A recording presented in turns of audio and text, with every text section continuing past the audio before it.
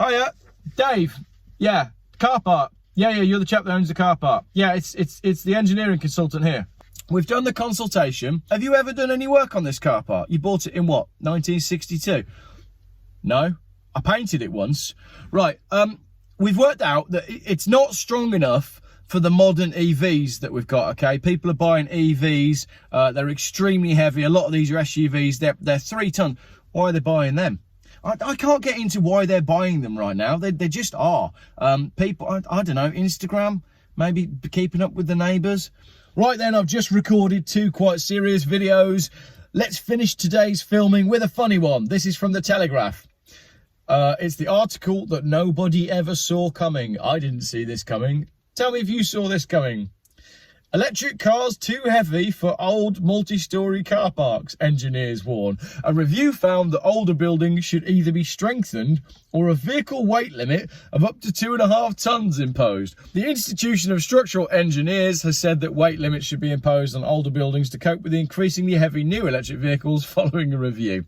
Chris Wapples, an iStruct fellow and overseeing consultant for the review, said, I think a lot of old owners will opt for imposing a weight limit rather than paying for strengthening measures. Hang on a minute. So the people that own these old car parks who probably haven't invested in them for years, he says he reckons that they'll probably just put a weight limit sign on the door instead of spending millions of pounds to strengthen the car parks. I reckon that's what they'll do, Chris. Nice one.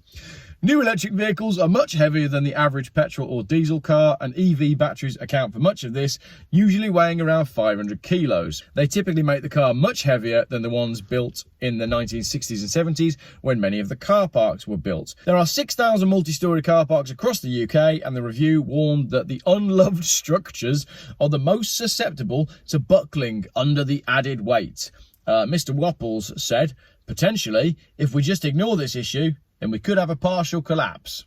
That would be terrible, wouldn't it? Can you imagine that? Can you imagine a multi-storey car park collapsing under the weight of the egos of these people that have bought giant electric SUVs to save the planet? That'd be ironic, wouldn't it? It's only the very old ones, he says, built in the 60s and 70s, which are in very poor state of repair and have weakened over time, which will probably need to have some work done to them. It's not the little city electric cars that are likely to be a problem, or the average family saloon, but some of the top-end electric vehicles like executive saloons and SUVs, which are about 3 tons or over, which could potentially be overloading some of these older multi-storey car parks. It's like going back to this South Park episode, isn't it, where they all move to electric cars and they can't do it without the level of smug. We need to have a word with people who are buying 2.5 ton electric SUVs. We really do. Over the past 2 years, Mr. Wapples has led... Mr. Wapples. What a terrible video. That's a great name. Oh, Canalberg going past. Mr. Wapples has led a team of 10 engineers commissioned by iStruct to update design recommendations for multi-storey car parks. The review proposes that car park owners have their buildings inspected by engineering firms to see if they need to be strengthened. If this is too expensive, owners may have to impose a vehicle weight limit of up to 2.5 tons. Hiya, Dave. Yeah, car park. Yeah, you're the chap that owns the car park. Yeah, it's the engineering consultant here. We've done the consultation. Have you ever done any work on this car park? You bought it in what, 1962? No, I painted it once. Right, we've worked out that it's not strong enough for the modern EVs that we've got, okay? People are buying EVs, they're extremely heavy. A lot of these are SUVs, they're 3 ton. Why are they buying them? I can't get into why they're buying them right now. They just are. People, I don't know, Instagram, maybe keeping up with the neighbours. Who needs a 3.5 ton, £70,000 electric vehicle? I've got an old Mitsubishi pickup truck. I've had it since about 1992 and it just works. Can't we just get people to be more sensible when they're choosing cars? I don't think that's going to work, Dave. It's all down to government legislation and they're all incentivised into these vehicles. And for many of these people, it's actually cheaper for them to get a £70,000 SUV through their company car scheme than it is for them to run something sensible like a 10-year-old BMW 320 diesel that would actually be cheaper to run and more practical for them. All right, don't need to get too technical on me. Just tell me what I need to do in my car park. Well, you've got 2 choices. Number one, we've prepared a quote for you to strengthen the car park so all these people can park their Skoda Enyaqs on the top level. It's going to cost you £5 million. What's option 2? Option 2 is you put a sign on the door saying no vehicles over 2.5 tons are allowed on anything above ground floor. How much is that going to cost me? I could do you one of them for 15 quid. Tell you what, do me 2 of them, yeah? 1 on each side. When can you do that? Well, I'll get that done tomorrow for you, no worries. You got any other car parks? Yeah, I have actually. I've got 5. They're all pretty much the same. Do you want me to double up on the order for signs? Should we do the same for all of them? I think we'll probably do the same for all of them. Yeah, that sounds great. Oh, brilliant. The current Tesla Model 3 weighs 1,672 kilos compared to the 768 kilo Ford Cortina Mark 1. I don't think that's a fair comparison. I did a different one. I did a 1974 Ford Cortina, which had a 900 kilo curb weight and a 1,400 kilo gross weight.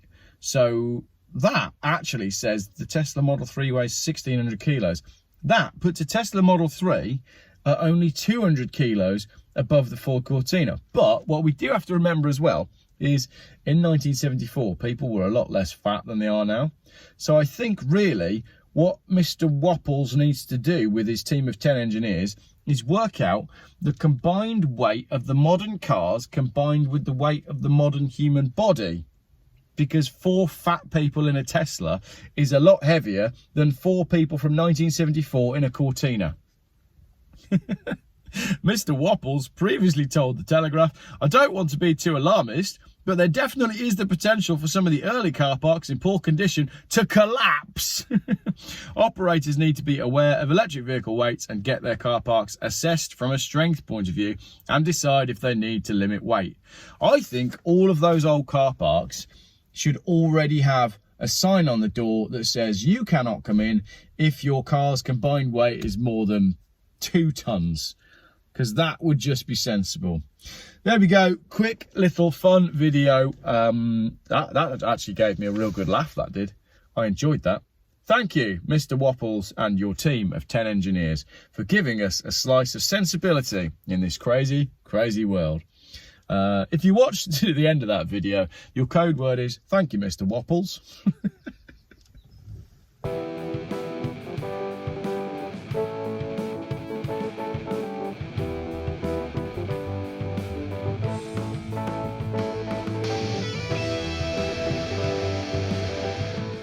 Geoff buys cars. Still, YouTube's most boring car and conversation and current affairs channel.